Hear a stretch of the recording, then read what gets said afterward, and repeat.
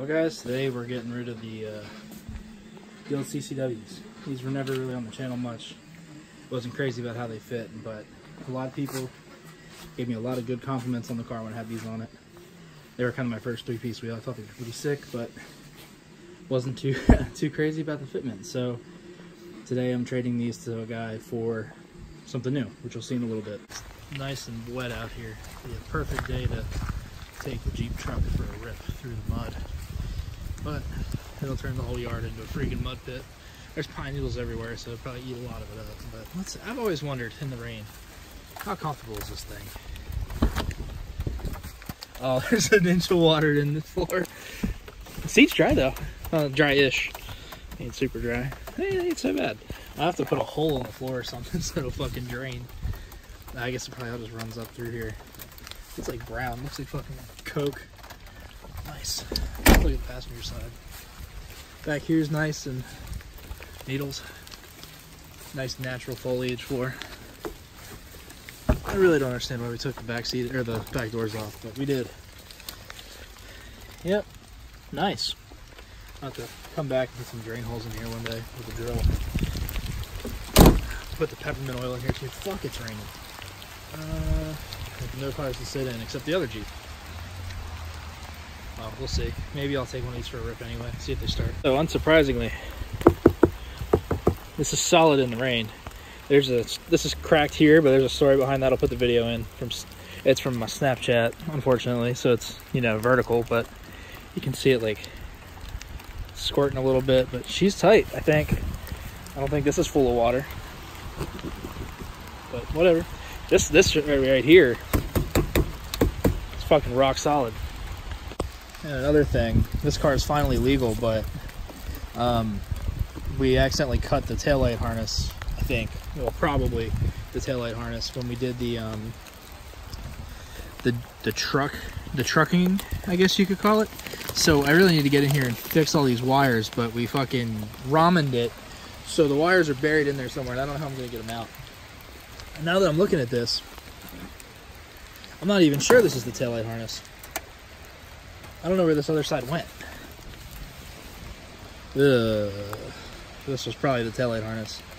It was definitely at least the rear wiper squirter thing and some other stuff. Probably the courtesy lights or whatever you want to call them for the back and stuff like that. I don't know.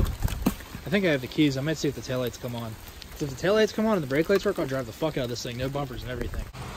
So the battery in the Jeep is fucking stone dead, and it's way too wet out here, as you can see, for me to do anything else. So we'll do a little project update. GTA goes to the shop tomorrow, or next weekend, I guess. I'm gonna drop the drivetrain out and send it on its way to scrap. Boat's still blown up, but I don't make videos about that anyway. The turbo RCSV that my brother's been trying to build is coming up soon, hopefully next week or two. The red Firebird I haven't touched since we rescued Jack's car from Ocean City. So I'm gonna see if I can get in here and see if it'll start. I can move it. It's so fucking wet out here. I want to put my feet on the nice clean carpet. It smells like mice. No, this is dead too. Cool. So yeah, it's a couple days later. We got peppermint oil and citrus cleaner. Basically, I'm just gonna bomb this whole interior with this shit and hope it keeps the spiders out, because apparently, I didn't know this, spiders hate citrus and peppermint oil. I don't know why, but that's what the internet said. The internet's always right. So this interior's fucked anyway. Yeah, put a little extra on the seats. I don't think 16 ounces was the right way to go about doing this, but that's what I'm gonna do. Fuck, it's already smelling strong as shit. And soon I'll do the peppermint oil. Mighty Mint. And it's white, it's gross looking. Oh, it's thick. Yes. I love just streams of white liquid. It smells good though. Now the whole car smells like peppermints and lemons. So I'm gonna let this fester. I was kind of hoping I'd see spiders like start tripping out, but I guess not. So I'll get on with the rest of the project car updates. We're trying to sell / trade or whatever we can find, or we're gonna off-road it. We don't really know. Don't really care. We have like no money in it, so it's whatever. The Trans Am was supposed to get worked on last weekend, and it didn't. I worked on something else instead, but it still sits just like this, and I'll get to it eventually. The green one, I need to take the shop and cut it up. Simple as that. I just don't feel like loading it on the trailer, and I might just end up scrapping it anyway. The sheet metal was good 3 years ago, but it's been sitting without a hatch and with no windows and a broken windshield for 3 years. So I imagine the floors are fucked. There's scrap piled on it. I don't think there's anything salvageable out of there. Somebody wanted the throttle body off of it, so I got the throttle body off of it for him. And that's really the story on that car. Nothing going on. Here's what I traded the CCWs for. It's a crashed extended cab cat eye. And now that I see it in the daylight, I'm kind of pissed I did that. This bitch is, I knew it was wrecked. I knew it needed a bumper, a grill, and he gave me the turn signals and everything. I knew it needed all that. I knew the hood was crinkled. The fender, not a big deal. And, you know, I expected it to be rusty. He was trying to trade a truck for a set of $1,500 wheels and tires, so I did not expect perfection, but I mean, overall, it's not that bad. I guess the tailgate doesn't stay up. He didn't mention that. The big thing is, he said it wasn't that rusty, but I'd call that pretty rusty. I mean, it's typical Chevy truck things.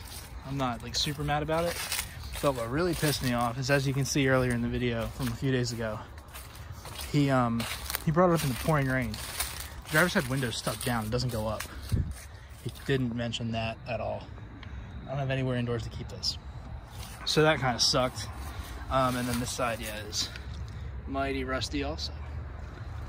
The bed sides are okay, they're pretty straight. The one fender flare, well, this one's popping off too. Fender flares are popping off. You can kind of assume that it's toast underneath. So whatever, it'll be a daily for a little while. It can haul this thing around. It's a 4.8 with a 4L60, which is kind of scary, but it should be okay, I think. Just to pull the trailer and third gens and stuff. So yeah, we're gonna get started on this as soon as possible because winter's coming. And insert Jon Snow memes and stuff. But these frame horns look a little bent, which I'm kind of scared about. Fun stuff. Thanks for watching. I lied. That's not the end of the video. So yeah, frame horns. Looking at them, right? You got a picture of that in your head? Those look okay. Yeah, they look okay. Got a picture of that in your head? I gotta look at my brother's truck, which it's earlier, and they're a little different, but you see how they're angular at the top? And that one's bent. I don't know.